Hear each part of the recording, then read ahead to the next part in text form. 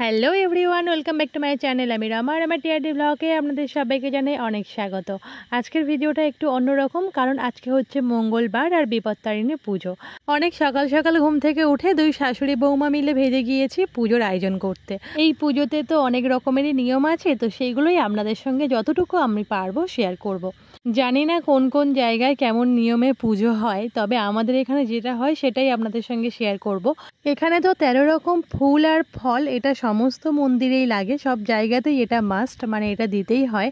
এছাড়াও আমরা এখানে 13 রকম শাক জোগাড় করে আর কি ভাজা করা, কিংবা 13 রকমের সবজিটা সবাই পেরে ওঠে না, যে যত রকম পারে বিজোড় সংখ্যায় আর কি 7 রকম 9 রকম কিংবা মানে 13 রকম আর কি জোগাড় করতে পারলে 13 রকম দেয়া হয়। তারপর লুচি সুজি, মানে 13টা লুচি আর সুজি দিয়ে আর কি ভোগ প্রসাদ তৈরি করা হয়। আর এখানে দেখতেই পাচ্ছেন বিপত্তারিণী পুজোতে তো বিপত্তারিণীর ডোর তো অবশ্যই লাগবে। এটা সমস্ত জায়গাতেই, সমস্ত মন্দিরে এই নিয়মটা রয়েছে, তো সেটাই আমি এখন করছি। ডোরটা আমি তৈরি করে নিচ্ছি। 13টা দূর্বা, একটা তুলসী পাতা, বেলপাতা আর ফুল, আর এই মানে ডোরটাতে 13টা গিট দিতে হবে। তো এটাই হচ্ছে ডোরের নিয়ম। আমাদের এখানে এভাবেই ডোরটা বাঁধা হয়। এখানে সমস্ত ডোর আমার তৈরি করা হয়ে গিয়েছে, আর আমি তো সমস্ত সবজিগুলো কেটে গুছিয়ে দিয়েছি, আপনারা প্রথমেই দেখতে পেলেন। আর মা এক এক করে সমস্ত ভোগের প্রসাদগুলো তৈরি করেছে, মানে উনি রান্নাটা করে নিয়েছে আর কি। আর এখানে আমি এখন সুন্দরভাবে সব কিছু বাটাতে আমি এক এক করে গুছিয়ে নিয়ে মন্দিরে যাব।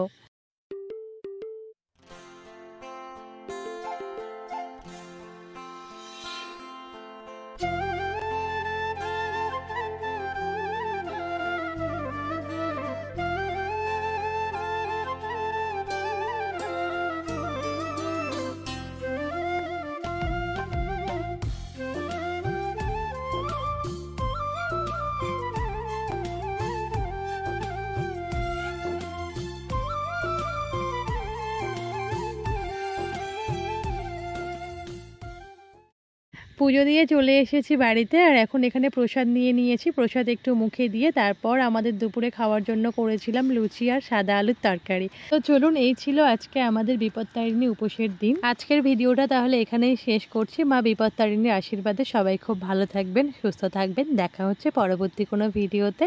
তো চলুন, আজকের মতন টাটা।